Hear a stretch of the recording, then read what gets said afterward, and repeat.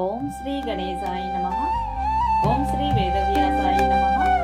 ఓం నమో భగవతే వాసుదేవాయ.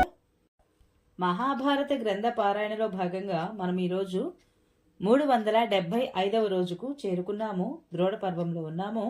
ఈరోజు ద్రోణాచార్యుడు పాంచాల వీరులను ఓడించుట గురించి తెలుసుకోబోతున్నాము. చాలా బాగుంటుంది, చివరి వరకు స్కిప్ చేయకుండా చూడండి. హరే కృష్ణ. శుక్ల అంబరధరం విష్ణుం శశివర్ణం చతుర్భుజం ప్రసన్నవదనం ధ్యాయేత్ సర్వవిఘ్నోపశాంతయే. నారాయణం నమస్కృత్య నరం చైవ నరోత్తమం దేవీం సరస్వతిం వ్యాసం తతో జయముధీరయేత్. హరే కృష్ణ. ఇక మనం పారాయణలోనికి వెళ్ళిపోదాము. సంజయుడు చెబుతున్నాడు, ఇటు మధ్యాహ్నం తరువాత ద్రోణాచార్యుల వారికి సోమకులతో మరలా ఘోర యుద్ధం జరిగింది. ఆ యోధులు మేఘాల వలె గర్జిస్తున్నారు.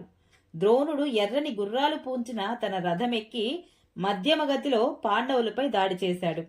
వాడి బాణాలతో తాను ఎంచుకున్న వీరులపై బాణవర్షం కురిపిస్తూ యుద్ధంలో క్రీడిస్తున్నాడు ద్రోణుడు. కేకయ రాజకుమారులు 5గురిలో బృహత్ క్షత్రుడు అతని ఎదుటికి వచ్చి వాడి బాణాలతో అతనిని నొప్పించసాగాడు. ద్రోణుడప్పుడు కుపితుడై అతనిపై 15 బాణాలు వేశాడు. కాని అతడు వాటిని మధ్యలోనే ఖండించి వేశాడు. అతని వేగాన్ని చూచి ఆచార్యుడు నవ్వి తిరిగి అతనిపై 8 బాణాలు నాటాడు. ఇది చూసి బృహత్ క్షత్రుడు అంతటి పదునుగల బాణాలనే వేసి వాటిని తిప్పికొట్టాడు. బృహత్ క్షత్రుని ఈ దుష్కర కార్యం మీ సైన్యానికి ఆశ్చర్యం కలిగించింది. అంత ద్రోణుడు అత్యంత దుర్జయమైన బ్రహ్మాస్త్రాన్ని ప్రయోగించాడు. బృహత్ క్షత్రుడు బ్రహ్మాస్త్రంతోనే దానిని ఎదుర్కొన్నాడు. ఆచార్యుడిని 60 బాణాలతో కొట్టాడు. అందుపై ద్రోణుడు కూడా ఒక నాచారాన్ని అతనిపై వేశాడు. అది అతని కవచాన్ని చీల్చి భూమిలో దిగబడింది. కుపితుడైన బృహత్ క్షత్రుడు అతనిని 70 బాణాలతోనూ అతని సారథిని 1 బాణంతోనూ గాయపరిచాడు. ఆచార్యుడు బాణవర్షంతో బృహత్ క్షత్రునికి ఊపిరాడకుండా చేశాడు. అతని 4 గుర్రాలను చంపివేశాడు. 1 బాణంతో సూతుడిని, 2 ధ్వజాన్ని, ఛత్రాన్ని ఖండించి కింద పడవేశాడు. ఆ తర్వాత 1 బాణాన్ని బలంగా లాగి బృహత్ క్షత్రుని రొమ్మున నాటాడు. అతని గుండెలు చీలిపోయి నేలకూలాడు. మహారథి బృహత్క్షత్రుడు చనిపోయాక శిశుపాలుని కొడుకు దృష్టకేతుడు ద్రోణాచార్యుని పైకి ఉరికాడు. అతడు ఆచార్యుడిని, అతని రథాన్ని, ధ్వజాన్ని, గుర్రాలను 60 బాణాలతో కొట్టాడు. ద్రోణుడు క్షురప్రమమనే 1 బాణంతో అతని వింటిని విరిచాడు. ఆ మహావీరుడు ఇంకొక ధనస్సు తీసుకొని బాణాలతో అతనిని తూట్లు పొడిచాడు. ద్రోణుడు 4 బాణాలతో అతని 4 గుర్రాలను చంపివేశాడు. ఆపై అలవోకగా అతని సారథిని శిరస్సును, మొండెంను వేర్చేశాడు. ఆపై 25 బాణాలను దృష్టకేతునిపై వేశాడు.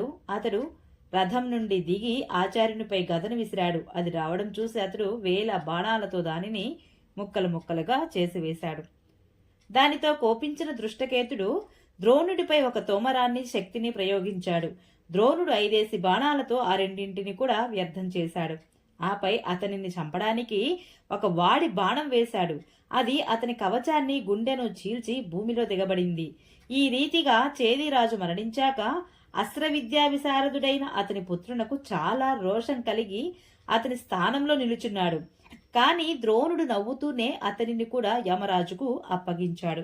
జరాసంధుని పుత్రుడు తరువాత అతని ఎదుటికి వచ్చాడు. అతడు తన బాణాల జడివానతో యుద్ధరంగంలో ద్రోణుడు కనపడకుండా చేశాడు. అతని ఈ వేగాన్ని చూసి ఆచార్యుల వారు 100,000 బాణాలు కురిపించనారంభించాడు. ఈ రీతిగా ఆ మహారథిని రథంలో ఉండగానే బాణాలతో కప్పివేసి ధనుర్ధరులందరి ఎదుట చంపివేశాడు.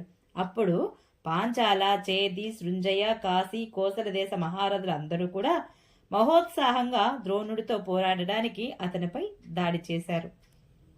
వారు ద్రోణుడిని చంపడానికి తమ శక్తినంతా వెచ్చించారు. కాని ఆచార్యుడు తన వాడి బాణాలతో వారినే యమపురికి పంపించాడు. ద్రోణుడు అలా చేయడం చూసి క్షత్రధర్ముడు అతని ఎదుటికి వచ్చి 1 అర్ధచంద్రాకార బాణంతో అతని వింటిని విరుగకొట్టాడు. ఆచార్యుడు ఇంకొక వింటిని తీసుకొని దానిపై వాడి బాణాన్ని ఒకదానిని ఎక్కుపెట్టి చెవి వరకు లాగి విడిచిపెట్టాడు. అది క్షత్రధర్ముడిని హృదయాన్ని చీల్చింది. అతడు రథం నుండి కిందికి పడిపోయాడు. ఈ విధంగా దృష్టద్యుమ్నుడి కుమారుడు మరణించగానే సైన్యమంతా కంపించిపోయింది. ఇప్పుడు ఆచార్యుడిని చేకితానుడు ఎదిరించాడు. అతడు ద్రోణుడి యొక్క 10 బాణాలతో గాయపరిచి అతని రొమ్ముపై దెబ్బ కొట్టాడు. 4 బాణాలతో అతని సారథిని, మరి 4 బాణాలతో 4 గుర్రాలను తూట్లు పొడిచాడు. అప్పుడు ఆచార్యుడు 3 బాణాలను అతని రొమ్మున భుజాలపైన నాటాడు.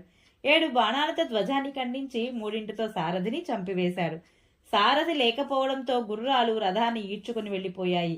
చేకితానుడికి సారథి లేకపోవడం చూసి ద్రోణుడు అక్కడ గుమిగూడి ఉన్న చేది, పాంచాల, సృంజయ వీరులను చెల్లాచెదురు చేసివేశాడు. అప్పుడు అతడు మిక్కిలిగా ప్రకాశించాడు. అతని వెంట్రుకలు చెవులు వరకు నెరిశాయి. వయసు దాదాపుగా 85 సంవత్సరాలు. ఇంత వయోవృద్ధుడైనా కాని అతను రణభూమిలో 16 ఏళ్ల పడుచువానిలాగా తిరగసాగాడు. ఓం నమో భగవతే వాసుదేవాయ. ఈరోజు పారాయణ ఇంతటితో సమాప్తం. రేపు మనము భీముడు ధృతరాష్ట్రపుత్రులను అనేకులను వధించుట గురించి తెలుసుకుందాము. ఈ వీడియో మీకు నచ్చినట్లయితే please subscribe my channel, like, share, comment please. Thank you.